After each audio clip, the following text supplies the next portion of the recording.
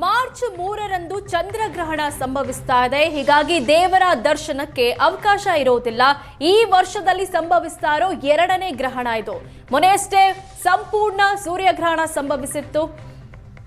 ಇನ್ನು ಈ ಬಗ್ಗೆ ಈ ಬಾರಿ ಆಗ್ತಾ ಇರುವಂತಹ ಚಂದ್ರಗ್ರಹಣದ ಬಗ್ಗೆ ಮಾತನಾಡೋದಕ್ಕೆ ನಮ್ಮ ಜೊತೆ ಹರೀಶ್ ಕಶ್ಯಪ್ ದೈವಜ್ಞ ಇದ್ದಾರೆ. ಗುರುಜಿ ನಮಸ್ಕಾರ. ನಮಸ್ಕಾರ. ವರ್ಷದ ಎರಡನೇ ಗ್ರಹಣ, ಮೊದಲ ಚಂದ್ರಗ್ರಹಣ, ಇದು ಏನನ್ನ ಸೂಚಿಸುತ್ತೆ? ವರ್ಷ ವಿಶ್ವಾವಸು ಸಂವತ್ಸರದ ಕೊನೆಯಲ್ಲಿ ನಮಗೆ ಒಂದು ಗ್ರಹಣದ ಕಹಿ ಕೊಟ್ಟು ಹೋಗ್ತಾ ಇದೆ ಅನ್ಸುತ್ತೆ. ಈ ಬಾರಿ ಹೇಳಿ ಹೇಳಿ. ಸಾಮಾನ್ಯ ಸಿಂಹ ರಾಶಿಯಲ್ಲಿ ಆಗ್ತಕ್ಕಂಥ ಚಂದ್ರಗ್ರಹಣವಾಗ್ಲಿ ಅಥವಾ ಸೂರ್ಯಗ್ರಹಣವಾಗ್ಲಿ ಅದು ಅಗ್ನಿ ಪ್ರಕೋಪಗಳಿಗೆ, ಯುದ್ಧ ಪೀಡೆಗಳಿಗೆ ಕಾರಣ ಅಂತಂತ ಶಾಸ್ತ್ರ ವಿಚಾರ. ಸಿಂಹ ರಾಶಿಯಲ್ಲೇ ಆಗ್ತಾ ಇರೋದ್ರಿಂದ ಸ್ವಲ್ಪ ಚಿಂತೆ ಆಗುತ್ತೆ.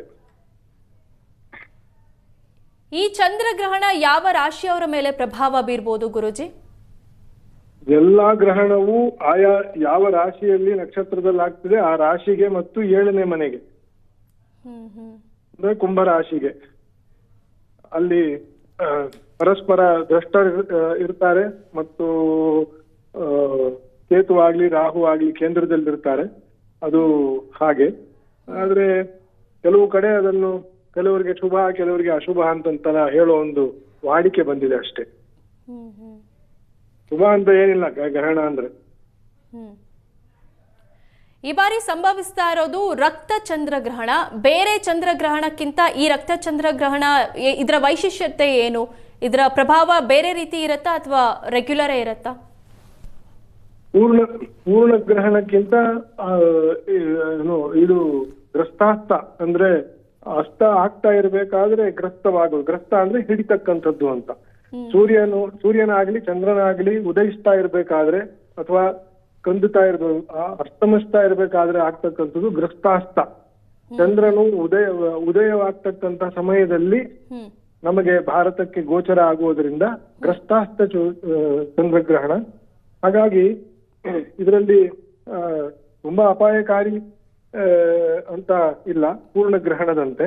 ಆದರೂ ಮಾನಸಿಕ ವೈಕಲ್ಯತೆ, ಇದೆಲ್ಲ ರಾಶಿಯ ವಿಶೇಷ.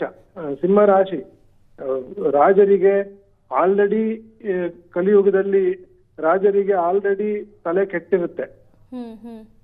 ಅಂದ್ರೆ ಸದ್ಬುದ್ಧಿ ಇರೋದಿಲ್ಲ. ಇಂಥ ಗ್ರಹಣದಲ್ಲಿ ಅವರಿಗೆ ಇನ್ನು ಪೂರ್ತಿ ಕೆಟ್ಟೋಗುತ್ತೆ. ಮತ್ತೆ ತಾವೇನ್ ಮಾಡ್ತಾ ಇದ್ದೀವಿ ಅಂತ ಅನ್ನೋದನ್ನ ಸಮರ್ಥಿಸ್ಕೊಂತಾರೆ.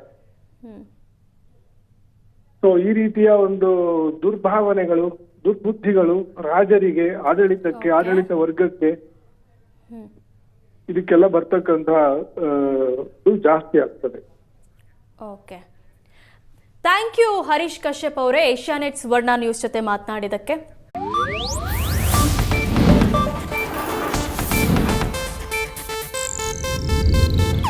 ಇದು ಏಷ್ಯಾನೆಟ್ ನ್ಯೂಸ್ ನೆಟ್ವರ್ಕ್ ಪ್ರಸ್ತುತಿ.